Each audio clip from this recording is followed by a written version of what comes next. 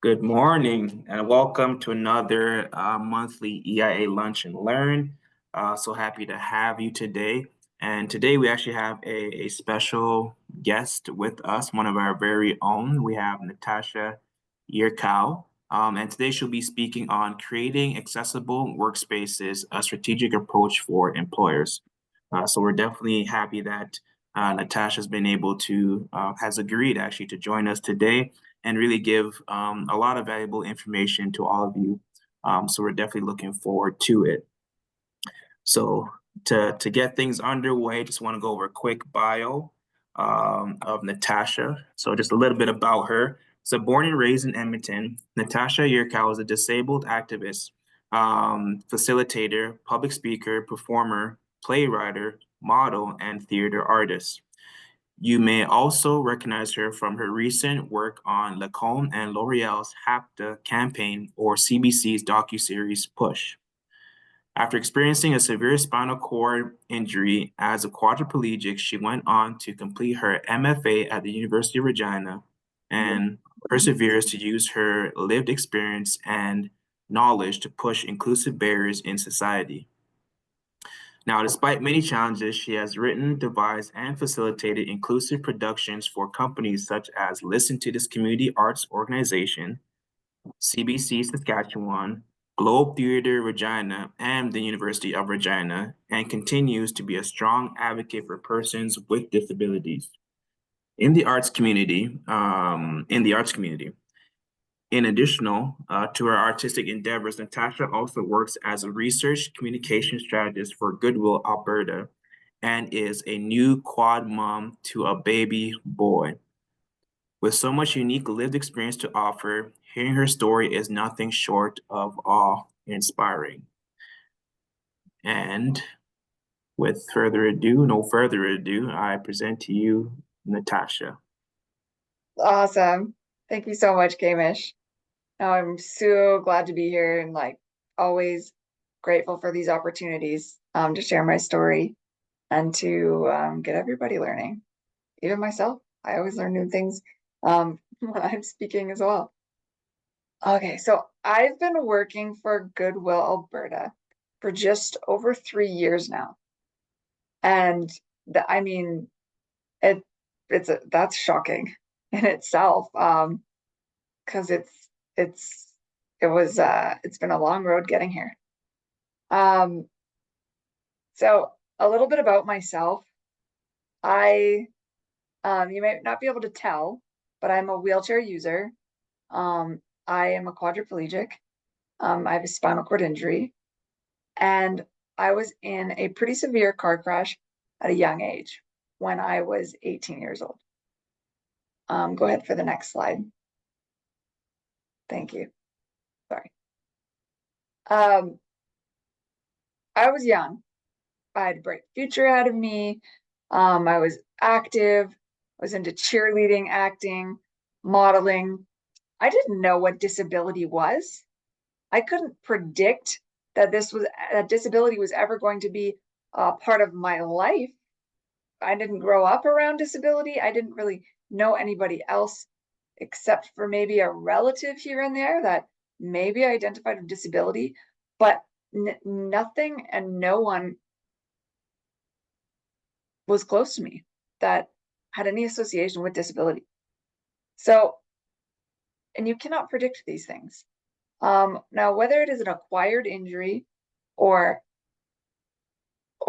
something that you've had your entire life, disability, you are seen as other in our communities, in our society. You are treated as other. Sometimes others or people are afraid of what is different and or scared to ask. But in my own experience, I have the lived experience of being able-bodied and disabled. So, I mean, even growing up in my disabled life, after my injury at 18, I still often think of myself as completely able-bodied and forget that I have a disability.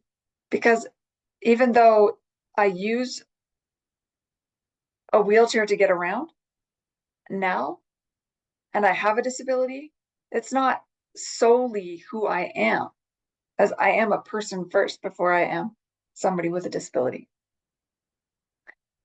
So I was in high school. I had just graduated high school. And yeah, go ahead to the next slide, Gamish. Thank you. And I actually was in a vehicle with 6 other people in the car. And there was drinking involved.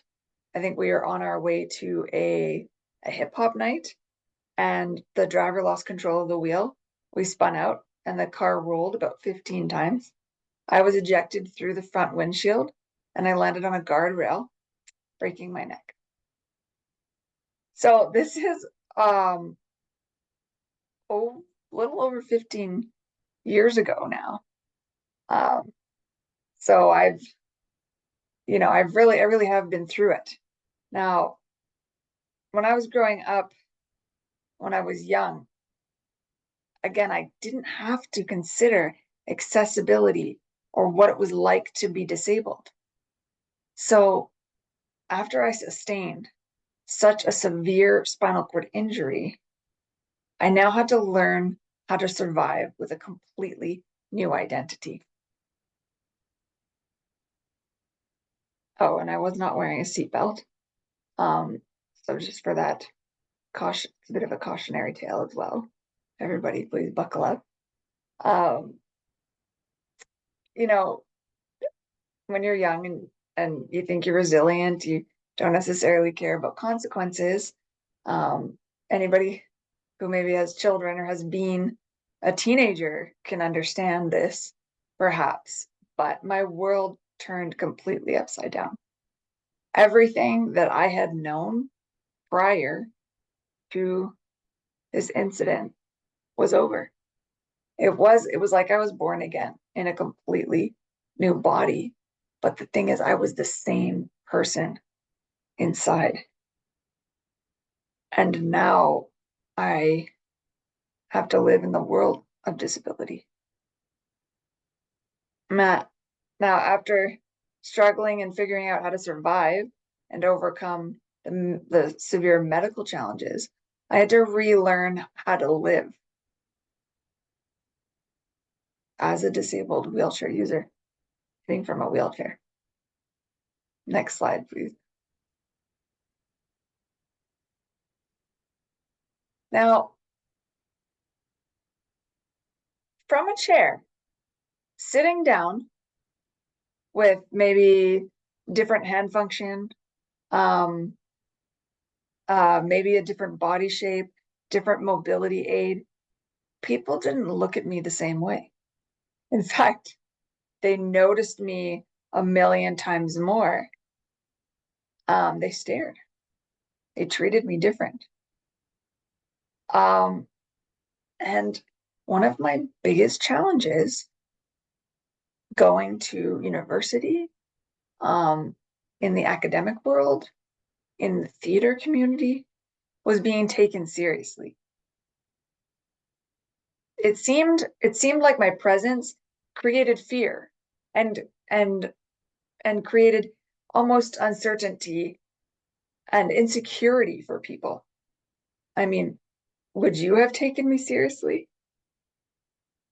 I became so self-conscious and so nervous to be in public. And this was just based on how I was treated by other people. I mean, eventually I did go back to school. I went to university, a place where I even expected to be treated fairly. And I honestly can admit that I had a sense of entitlement. I wanted to be, I mean, it's a government institution. They have to be equal, right? They have to treat everybody the same. No, I experienced an enormous amount of discrimination from professionals, from my peers, from professors. I studied theater performance and public relations, and I was baffled at the inaccessibility of the institution and the communities that I was surrounded by, and how they were just not ready to accept other professionals that had disabilities. Our society has definitely made improvements since I began my studies, but there's still a long way to go. There's still so much room to learn and for our communities to grow. Now, when I was performing and acting and learning that I'm, was the first person to perform on the stage at the university from a wheelchair at one point, and now this is quite a few years ago. So they've come a long way, but it was baffling to learn how there just wasn't accessibility or like accommodations made for people that use mobility aids. Especially even when I was looking for employment, whether it was an audition or a job interview, many times I was not taken seriously. Many times people were not actually ready to consider hiring someone like me. It was kind of, it almost felt like they felt good interviewing me or auditioning me and kind of like giving me a pat on the shoulder, like, oh, good job, Tash, you're here. You're doing this, you got out, but not would they actually write my name down for a part or consider me for a professional job position. Now this brings me to the next slide, a theory that is really I find fascinating, and because of my own lived experience is near and dear to me. It's called symbolic interactionism. It's not that intimidating, I promise. Now, it's a theory that was derived from George Herbert Mead. It's a social theory about how we communicate and how we interact with each other through language.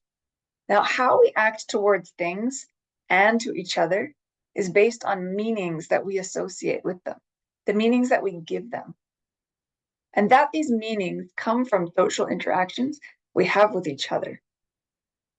And then these meanings that we feel, that we make for ourselves, are interpreted in our thoughts to make sense to ourselves.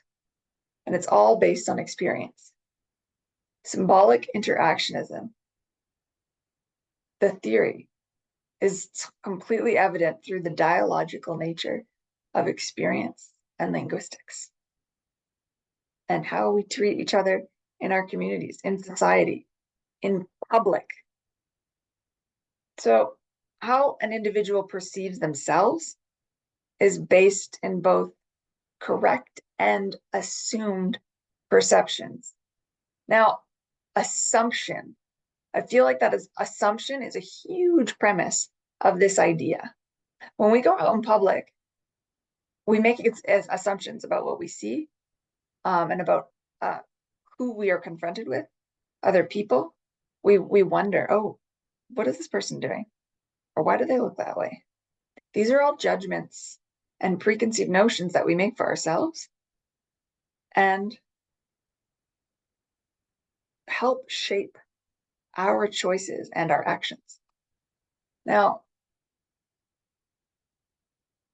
Carrie Sandall and Philip Auslander, in their influential book called Bodies in Commotion, bring to light how disability actually, in a lot of ways, is like performance. And I quote, she says, "Anytime I get on a bus, a public bus, I feel like it's a moment of theater. I'm lifted. The stage is moving up and I enter. And people are along the lines and they're turning and looking. and I make my entrance. It's theater, and I have to perform. For some people who move different or look different or act different from what's normative, being in the public eye is not freeing. It can be exhausting. Now, something that's happened more recently over the years, in a more positive way, that can give the example of symbolic interactionism. And some of you may have noticed this. The accessibility placard sign with it's like a stick man in a wheelchair. So I don't know if some of you have noticed the new action pose. It used to be kind of just seated and in a still position, and now it's like he's the person, or the stick figure is leaned forward and like ready to go. Now, this insinuates that people with disabilities live more active lives, and it's something very subtle, and it's just an image that we use to label whether it's parking or washrooms, anything like that. But the association it brings, it makes a huge difference and actually has a big influence on how we perceive people with disabilities.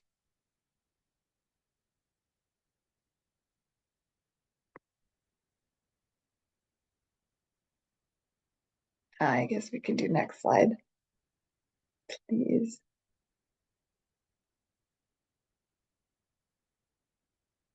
Now, disability culture thrives on common social interactionism. From my own experience, when individuals with disabilities have the chance to converse, communicate, and relate, or interact on a social level that has nothing to do with their disability, it provides them with dignity. Now, how do we put this into our work environments? How do we create an accessible workspace where people feel comfortable joining the workforce and hiring people with disabilities? My question really is, how accessible is the application process? How can we find accessible hiring? How accessible are your hiring policies? And can you dissect them closely and consider who they apply to? Sorry, my computer's acting funny.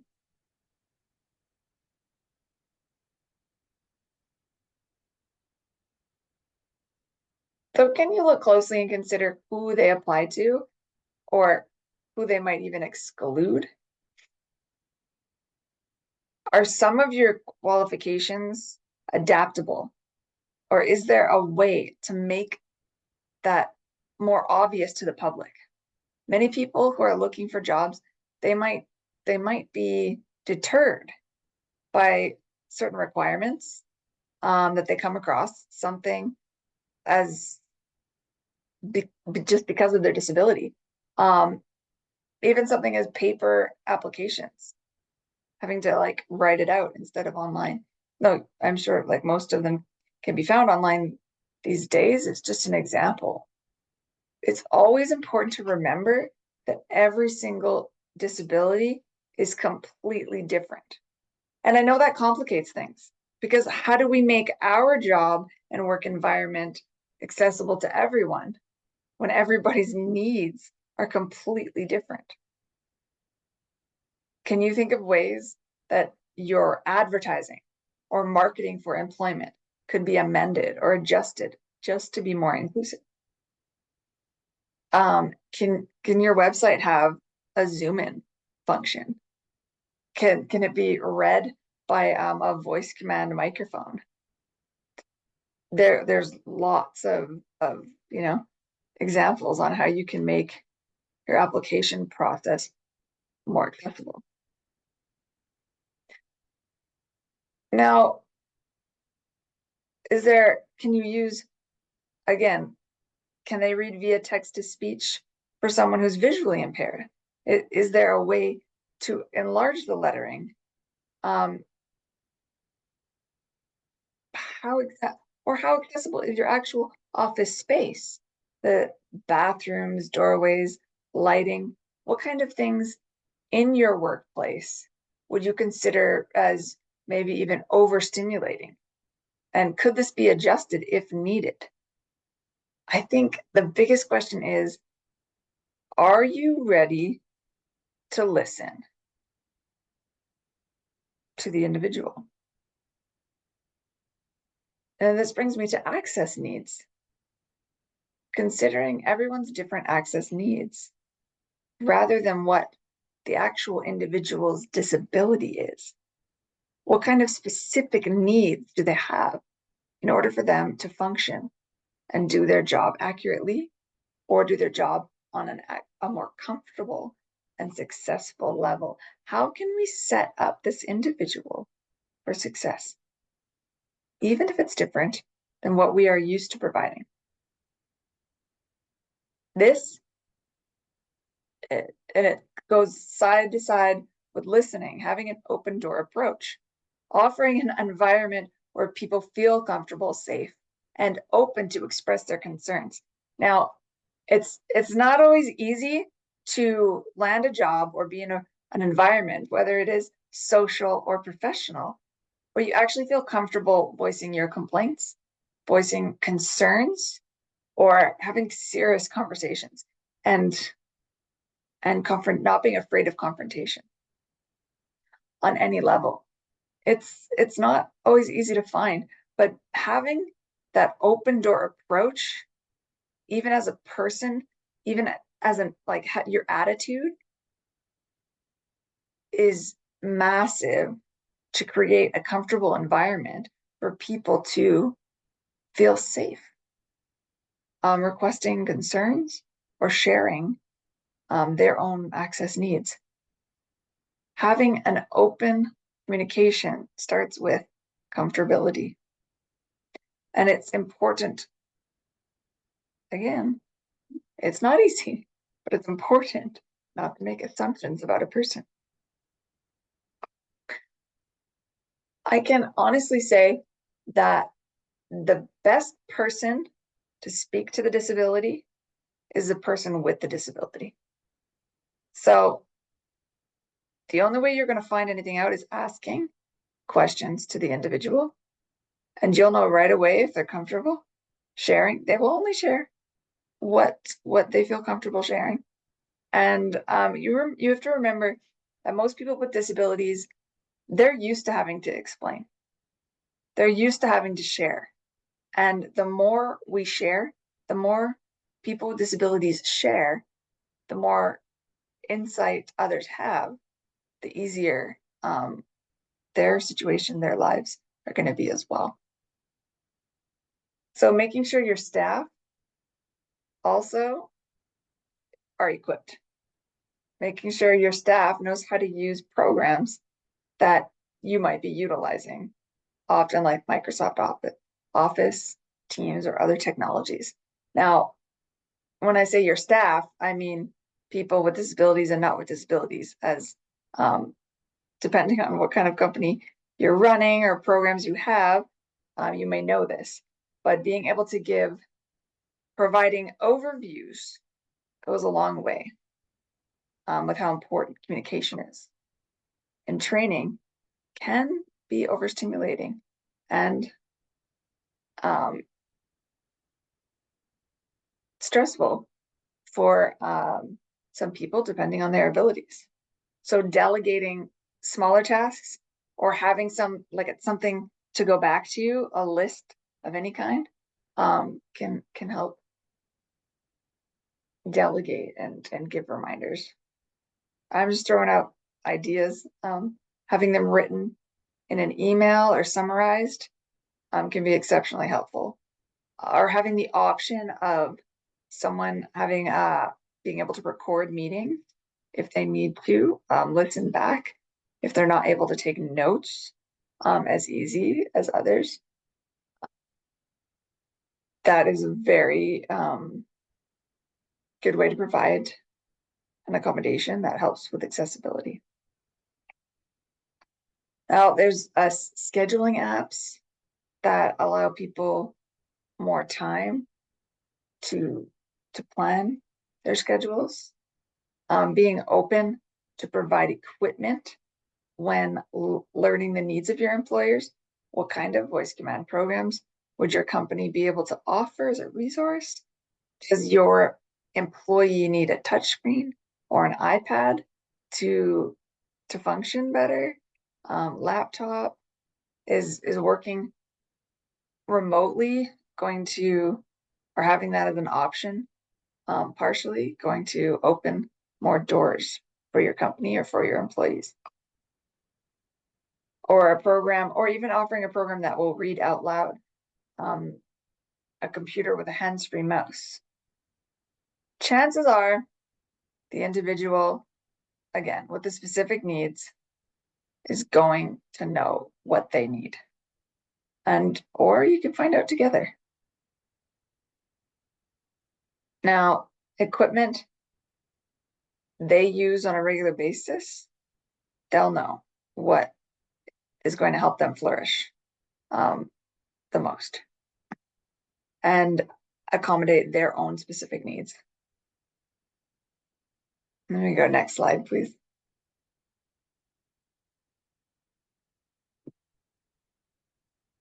Thank you.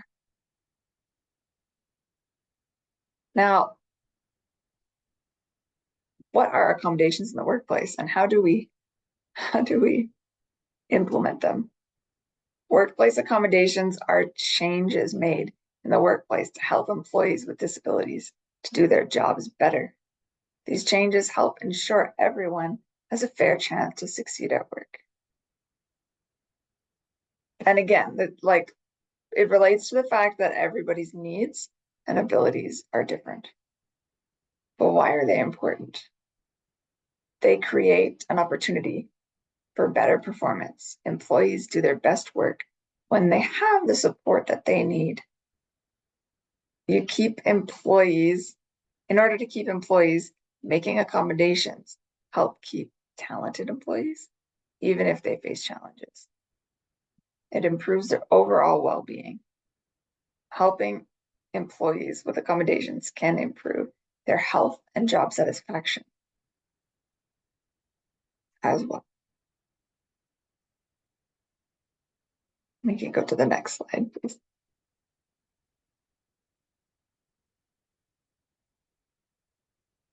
Now, different types of accommodations. You've got physical changes, accessible entrances, ramps. We talked about some of these: bathrooms, parking, and having adjustable desks. You can have touch lights where you can just tap them to turn on, or the ones where you actually have to bang a desk or clap in order for the light to come on. Technology support, which I mentioned, some speech to text software, having available resources for screen readers and other ergonomic equipment. You can also apply for grants for some of this kind of equipment in your companies and organizations. Flexible working options, whether it's flexible hours or working remote, being able to adjust your schedule and think about what is actually possible in your company. What are you comfortable with? Are there changes you can make and still be comfortable with that are outside of the regular 9 to 5 strict schedules that have been regimented, throughout our existence this far? How about job changes, modifying duties, or providing extra support, extra check-ins, making sure that the supervisor or the manager is checking in, having regular meetings, especially if there's opportunity for regular one-on-one, disability or not. This can provide immense opportunities for success, because the more communication that you have with your team members, the more room there is to understand each other and to know our wants and our needs, whether it is expectations of the actual employer and capabilities of the employee, and vice versa. Being able to communicate. So whether someone needs sign language interpreters or any kind of alternative formats can is huge for creating an opportunities to succeed in a successful work environment. Next slide, please.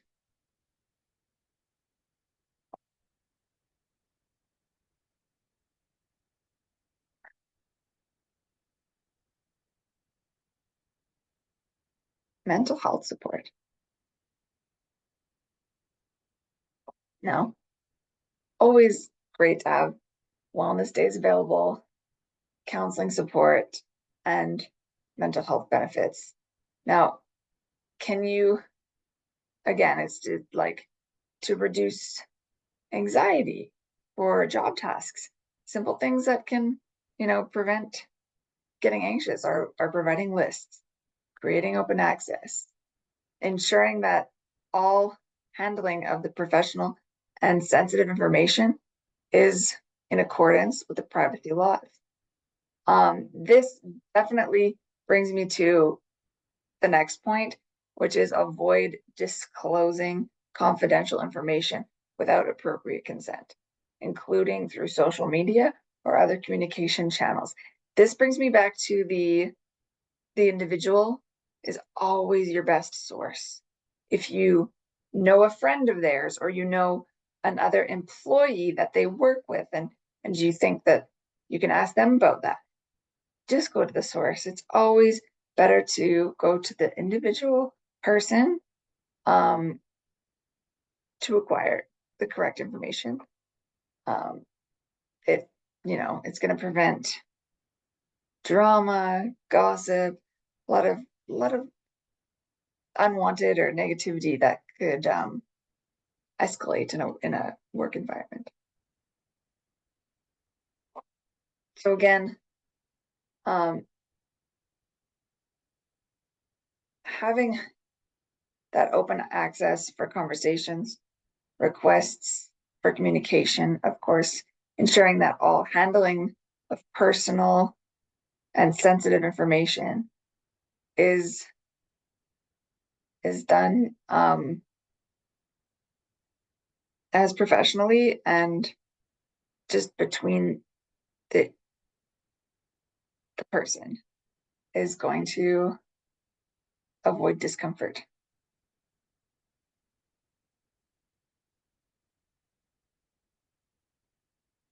And completely at all costs, try your best to avoid speaking for somebody, especially about their disability or their different needs and accommodations.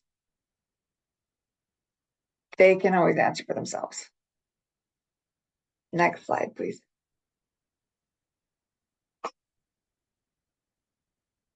This takes me to universal design. Now, universal design is the design and composition of an environment so that it can be accessed, understood, and used to the greatest extent, possibly by all people, regardless of their age, size, ability, or disability. Whether it's including physical barriers, social and or behavioral access, or sensory access. And I mean, it sounds like a textbook definition. So the question is, again, how do we do this when everyone has different needs? That it seems almost impossible to predict, but all you can do is try and listen and just keep trying your best. Brainstorm what are obvious physical barriers that we can all see. Now, socialization, behavioral access, there's all different kinds of access. Sensorial accessibility. These are all examples of areas that we can consider when thinking broadly about our different needs and varied abilities of others. How can you get there if you're lost? Now, have you ever thought of seeking out a disability audit? There are individuals in our community, I know in Edmonton and Alberta, that either do private audits or other accessibility audits that can give you take a closer look at your company, your website, whatever it may be, just to get some outside eyes or an outside perception is one available option. But again, it's a lot simpler if you're just ready and willing to listen. One thing that you can always do is also inclusive planning for events, meetings, any group or orientated activities, whether it's diet, stimulus, trigger warnings, physical barriers, or preparation and awareness. Awareness is always a gift. It's a gift that we can give because awareness equals knowledge. And it is up to the individual to decide what they do once they have the awareness of the situation and what they can expect. So give them a chance to prepare and always, I'm starting to sound redundant, be ready to listen. Accommodation is always going to be different for everyone, no matter what the disability. Everyone likes reassurance. So constantly asking for feedback and checking in is going to be a huge asset in your company.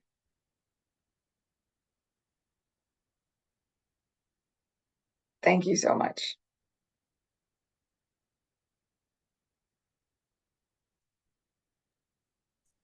No, thank you, Natasha. Thank you for all that valuable information. Definitely very touching story. And there's a lot that people can honestly take away from what you have said. So we're definitely very appreciative for all the valuable information that you've shared, your personal story, and hopefully people will implement this, right? We'll not just hear it and not use it, but definitely take it to heart and try to implement these things as we, go back to our board meetings or when the company's asking, hey, what can we do better? We kind of give these suggestions so that again we try to make all spaces inclusive for everyone. So again, Natasha, thank you so much for your time. Thank you everyone for watching this video. And if you have any questions, please feel free to reach out. Definitely when we send out this video, if you're looking to contact Natasha personally, we'll definitely give out your email as well too, because you also do things outside of obviously Goodwill and things like that, or speaking, whatever the case may be. So Absolutely. If yeah. if anybody needs to reach out, has questions that they may not want to ask here right now, that is fine. Like, feel free to contact me. I also have a podcast called The Mixed Grips, and it is comparing people with disabilities and able-bodied communities on all different topics, just looking at accessibility and in that regard. But yeah, feel free to reach out. I am an open book and love to share. Awesome. Thank you, Natasha. So again, we'll make sure to, when we pass this video out, to have Natasha's contact info there so you can reach out to her at any time, as well as we'll provide the EIA email if you do choose to reach out and want further information on whatever topic it is, or just to know more about the EIA program. So with that being said, again, Natasha, thank you so much for your time. Thank you everyone for watching. And we will see you at the next Lunch and Learn. Take care, Great. everyone. Thanks for Thank having you. me.